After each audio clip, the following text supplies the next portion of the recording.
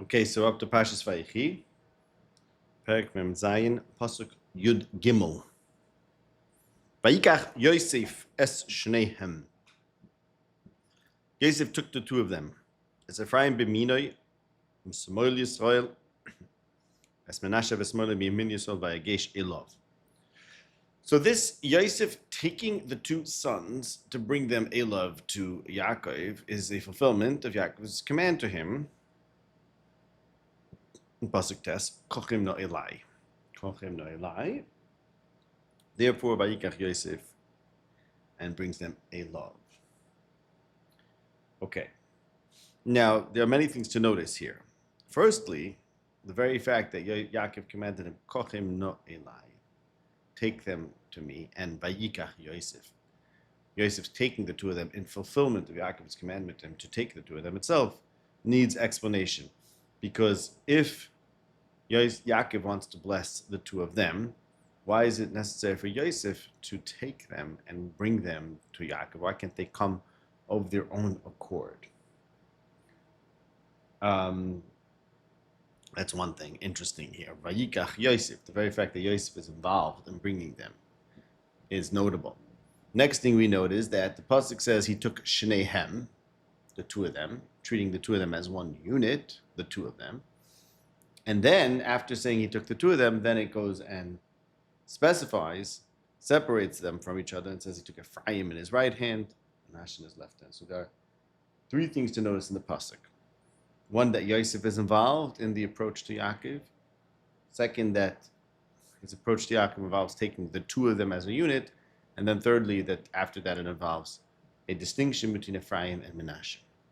But all of these points are present in the continuation of the bracha, or the fulfillment of when Yaakov actually blessed them after he approached. Because the fact is that the pasuk says that Yaakov blessed not simply them, the Na'arim, but he blessed Yosef. In pasuk Testament, we have Vayivarech as Yosef. Now, that's a difficult pasuk, because it says Vayivarech as Yosef, and then it says he blessed, or the content of his blessing to Yosef was that so that's notable. Why does it say Vayivarech Yosef? But the fact is, it says Vayivarech Yosef. So then, if we ask a question, why is it that Yosef approached the Yaakov? The answer is very obvious, because in fact, the blessing was not simply to them. The blessing was to Yosef to them, or to them through Yosef. So it was important for Yosef to approach Yaakov. And then, if you look further in the development of how it played out, the chord's up there on top of the steps. But if we look forward to see how it played out, close the door, please, Mouth. If you look to how it played out, so what happens is Yosef takes Shneihem and the whole thing with the hands. And then Yaakov blesses Yosef and says, Yivarech es ha-na'arim. Here he does not differentiate between the two of them. Remember we said Yosef approaches, that's notable. He takes Shneihem. And indeed in the blessing is Yivarech es ha-na'arim, without differentiating between the two of them. That's when Yosef speaks up and says, wait a second, your hands are in the wrong place. You have to have the hands in the right place. And Yaakov insists that no, his hands are properly configured, and Ephraim is going to be greater than Menashe. Vayosem es Ephraim lefei Menashe. So there are three stages here, or three things that parallel the three things we noticed in the approach to Yaakov. Number one is that Yosef is included in the bracha. Number two, that there's one stage of the bracha which is to the two children as a unit, and that's the stage prior to Yosef's protest, where Yaakov's hands were switched, unlike the way Yosef thought they should be, but that was okay because at that point Yaakov was giving a blessing to the Na'arim generically, the two of them as a unit. Therefore, it didn't matter where his hands were because he wasn't calling them by name. Only then Yosef says, wait, now we're about to do the blessing for them uniquely, because he took Shnehem, Ephraim, and Menashe, and Yaakov is about to bless them uniquely, and that's when it matters who comes first. So, in light of that, this pasuk notes already, or foreshadows, that there are going to be stages, different nekudas, different points to notice in the bracha. Okay, now the pasuk says that Yosef took Ephraim in his right hand, so that he should be on the left hand of Yisrael, and Menashe in his left hand, so that he be to the right of Yisrael. Now, it didn't work out. In other words, Yosef was trying to make the one who's in his right hand be in Yaakov's left, because that's how it would be naturally. The one in his left to Yaakov's right. But Yaakov made his right hand correspond to the one that was in Yosef's right hand. So this is an interesting point, because what we see over here is, you look at just this fact that Yosef is trying to have his right hand parallel Yaakov's left hand, and instead it ends up his right hand is the one who is at his right receives the right of Yaakov. So this reminds us of something we've been noticing a lot in this parsha. I remind you of the previous shiur, where we spoke about the identity between Yaakov's hand, Yosef's hand, and Yaakov's eye and Yosef's eye. Mainly in that when Yaakov went down to Mitzrayim, Hashem told him, Yosef yoshis yodoi alinecha. Yosef will place his hand on your eye.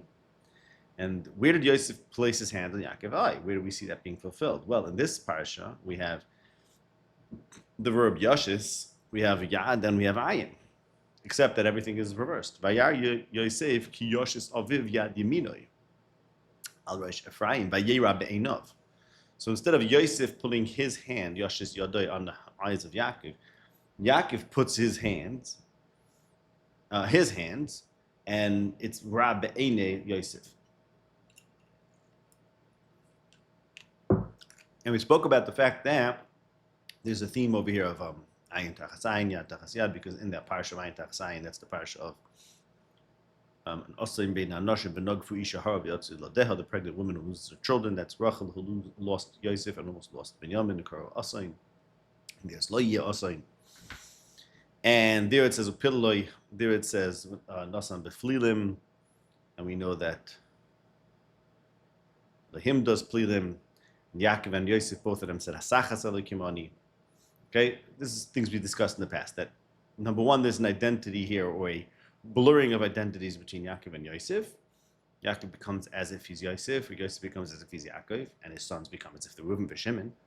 And furthermore, there's a higher move there that Yaakov and Yosef here are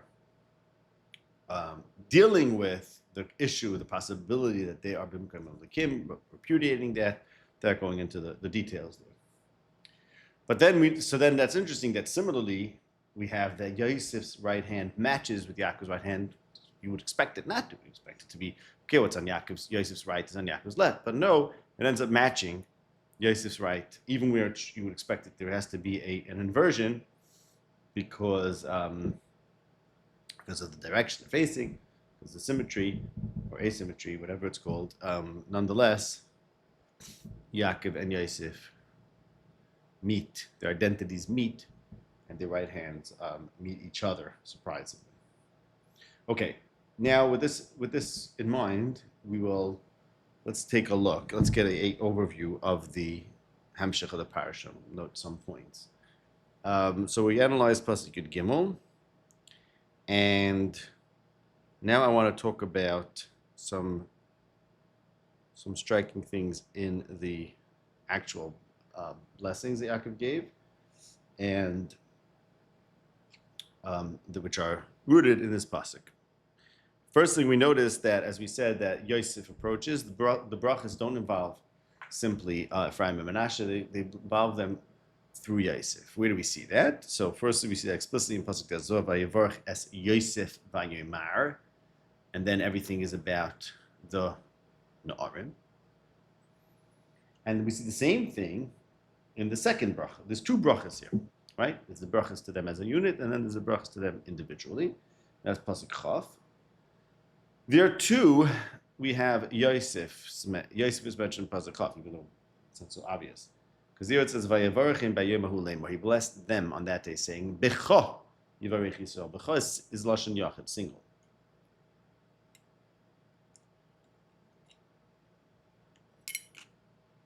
Becha is speaking to Yosef. So he's telling Yosef that Yisrael will bless through you. And that statement to Yosef that Yisrael will bless through you, Yosef, is how Yaakov is blessing Ephraim and Menashe. Okay. Fine. So that's interesting. Another thing that we notice is that both of the brachas have a very strange quality, which is that they claim to be blessings, but they're both blessings that there should be a blessing. The first one is Vayivarech Yosef Ayomar. What? What was the blessing to Yosef? That. Halakim asher azach olevas lefanav. Halakim aroisi hamalch hagodoisi yivareches hanarim.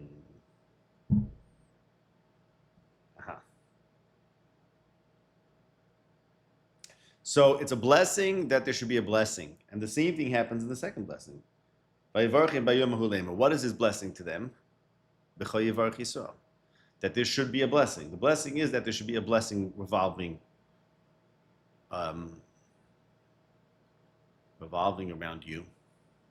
It's very interesting.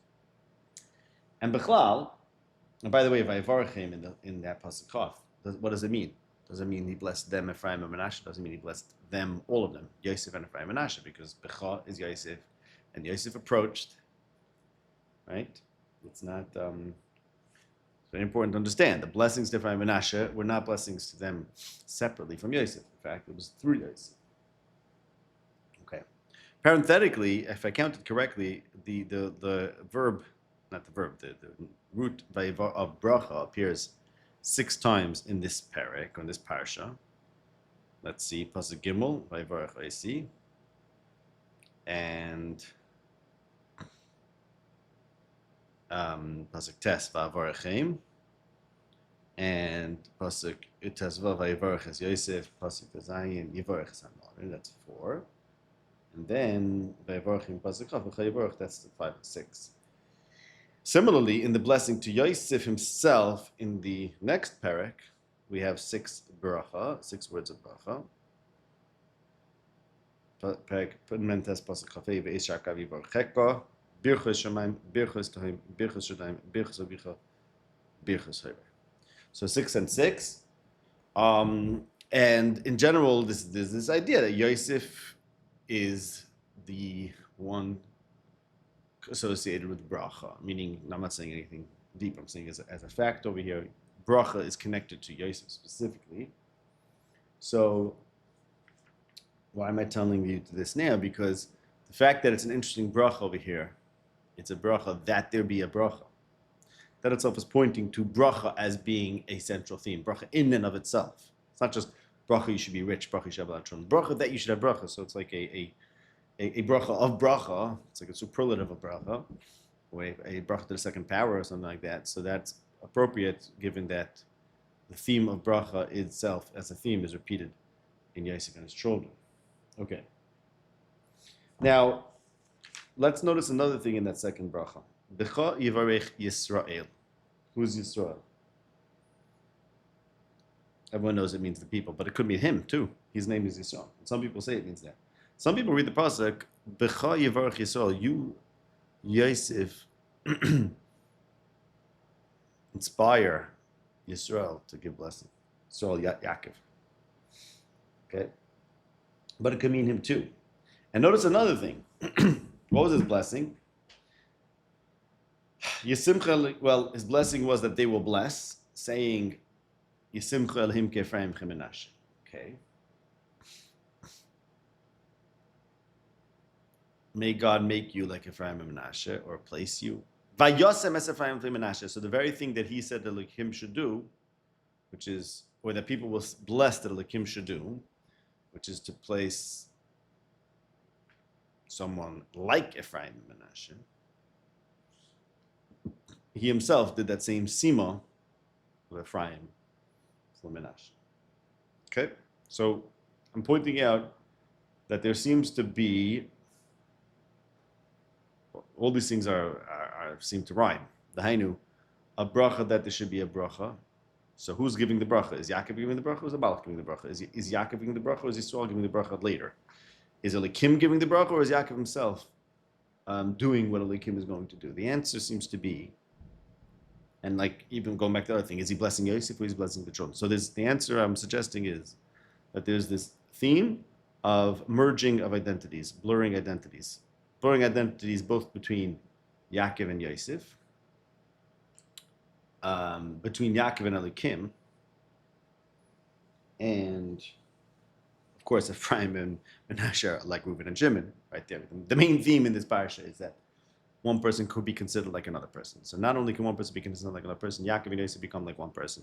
The hand of Yosef is the hand of Yaakov, the hand of Yaakov is the hand of Yosef. Even when they can't be the same hand because they're facing each other, his right is going to be his left and his left is going to be right. Somehow they end up being both on the right side. Amazing thing. So identified are they as one, that whatever's, if you're on Yosef's right, you're going to be on Yaakov's right, despite the physics being impossible there because his hands are going to cross over. And also this identity or kind of identity of Yaakov with Hashem, with God or with a Malach, which is not surprising. We know Vayikra le'Kela le'Yisrael, that Yaakov is called Kel. Yaakov is called El, I should say. It's called a God. And of course, he wrestled with the Malach. He wrestled with him. So what does that mean then? What does that mean? Well, if Ephraim and Menashe are like Reuben and Shimon, that means that in a certain sense, they become Yosef, right? Really, Yosef is the son of Yaakov, but he's treating Yosef's sons as if they are Yosef, as if they're Yaakov's sons. Okay, so it's not a surprise that the blessing to them is the blessing to Yosef is identical. And then let's go through the steps over here. The first question was, he blesses that the Elohim or the Malach should bless. So is it him blessing or is it a blessing that a Malach blesses? The answer is he's identifying himself with Elohim here. And by the way, the fact that he's identifying with Elohim is not surprising because he can't see, right? But Hera Isi Elohim, he doesn't have to be able to see with his eyes. Because what God could see, he can see. Because God makes him see things. So he's in a godly state over here. He's identifying himself with God. And if he's blessing that there should be a blessing from the gods, from the divines, from the angels, then he himself is in their congress or with them and able to call upon them. Okay, then also we would say, now let's see if we could parse this pasuk. It gets very interesting. Go back to pasuk Chaf. So we said he's blessing that Yisrael should bless. And what does he bless that Yisrael should bless? That they should say Yisimcha lekim k'Ephraim Menashe. But then he himself is Vayosem es Ephraim Menashe. Let's start with that part. The blessing is that people should bless and say Yisimcha lekim k'Ephraim Menashe. God should place you like Ephraim and Menashe. But he himself, Yaakov himself, there acts like God, and he himself is some Ephraim and Menashe, and Ephraim first, like the people will wish that God will do in the future, Ephraim and Menashe, because they're going to realize, right? I just realized now. He says the brother is going to be greater, and people are going to say Yisimcha lekim k'Ephraim Menashe. In other words, in the future, people are going to say Yisimcha lekim k'Ephraim Menashe. Because why are they going to say that in the future? Why are people later in the future going to put Ephraim and Menashe first? Because the evidence will be out. It will be shown that Ephraim is greater than Menashe. So of course that's what people are going to say. So I'm saying it today. Al Shema Asad, and this to me is Pashut. Mvarshim talk about why I say Vayvarchim Bayomahu, because the whole vart of the pasuk is that Yaakov did something on that day that really took time for it to be proven true, or really something we couldn't have known them. Because you have to realize something very interesting over here. The whole theme of putting the younger one before the older one, the whole theme of Sefer Bereshit, so we have to understand this. Meaning this whole story is, of course, picking up on Yosef being preferred over his brothers, and obviously picking up on Yaakov and Esav in front of Yitzchak the blind. Yitzchak who gives the bracha to the younger one, and going back to Yitzchak and Yishmael, and to Cain and Hevel. Okay, so there's always this theme. But something very interesting here, where Yosef protests on this move against this move of putting the younger one first. And Yaakov does not say, no, I want the younger one. I'm making the younger one greater. Yaakov says, I put the younger one first because I see in the future that the younger one is going to be greater. So in other words, Yaakov is saying, I'm not making the younger one greater than the older one. I just happen to know that he's going to be greater, so therefore I'm acting today in a way that's appropriate with his future. And that's very interesting, because that's why the pasuk is saying, that even though Yaakov, when a Navi says something, or not a Navi, let's say when a tzaddik says something, and he says, Zavulun l'chayf yamim yishkoin. No, I'm sorry, that's from, Zavulun l'chayf yamim yishkoin. So you say, Yaakov said it by Yomahu, even before Zvulun became a sailor. Yeah, well, it's not, of course, because Yaakov gave him this bracha, and that's why he became, he was on the seashore because of this blessing. But here, Yaakov is not saying that I'm going to choose to elevate the younger over the older. He's saying, I looked into the future, the younger one was greater, and by Yomahu, even before the future happened, he was able to know that. It's very interesting. Okay. So why am I telling you this? Because what happens like this? He puts Ephraim l'fnei Menashe, right? By Yosem as Ephraim l'fnei Menashe. And he, by in the very act of saying, B'chol Yevorach Yisrael, Lemor, Yisimcha El Him K'Ephraim Menashe, he is acting like Elokim, who is going to be called on to make people like Ephraim and Menashe, but Ephraim first because Ephraim is more successful. So he himself is now, even before it happened, he's already acting like Elokim is going to act in the future. And he himself is some, right? He's the same verb that's used for Simcha Elokim is used for Yaakov. Some Ephraim L'fnei Menashe. Because he is here acting like Elokim. So then it gives another meaning to Bayemahu. That on the one hand, the blessing seems to be non-blessing, because it's a blessing that there be a blessing. But the blessing that there be a blessing involved these words, Yisimcha Elokim K'Ephraim Menashe, which Yaakov himself was doing that very content of the blessing by announcing that there will be a blessing, and therefore even his declaration that there will be a blessing in the future is itself a blessing in the present, because the content of the blessing is Yisimcha Elokim K'Ephraim Menashe, and he was Yosim Ephraim Menashe. So what the pasuk is doing is, so now I said before, B'chol Yevorach Yisrael, is that the people later or is that him? The answer is, that's the whole point of these psukim, is creating this kind of blurring of identities between the people later and Yaakov and Yosef, Ephraim and Menashe, and obviously Ephraim and Menashe and Yosef, and did I say Yaakov and God? Yaakov and the people later. Why? Because he blesses that the angel should bless. He blesses that Yisrael should bless. What type of blessing is that? The answer is, well, he's also Yisrael, right? So if Yisrael, the person says, B'chol Yevorach Yisrael, Yisrael should bless, and we know that Yisrael here obviously means the people, but also Yisrael is his name. So if he's saying that Yisrael should bless, and that's his name, maybe that's him blessing. And lo and behold, he actually enacts with the words of the blessing what the content of the blessing is, which is that God should purify him. But is he God?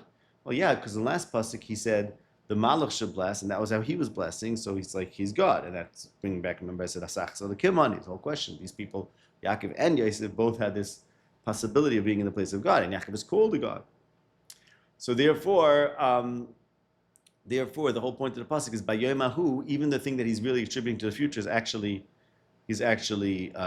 doing that very blessing by announcing the blessing. Okay, so just to summarize, even though maybe I said it all clearly, just to summarize one more time. Yosef takes the two of them, Ephraim and Menashe. It's because there are three kinds of elements to the fulfillment of the bracha. One is to Yosef, one is to the two of them as a unit, that's called an arim, and one is to them uniquely. In all of them, in all of the fulfillments of the brachas, in all of the enactments of the brachas, is this kind of theme of not giving a bracha, but giving a bracha by calling on another bracha.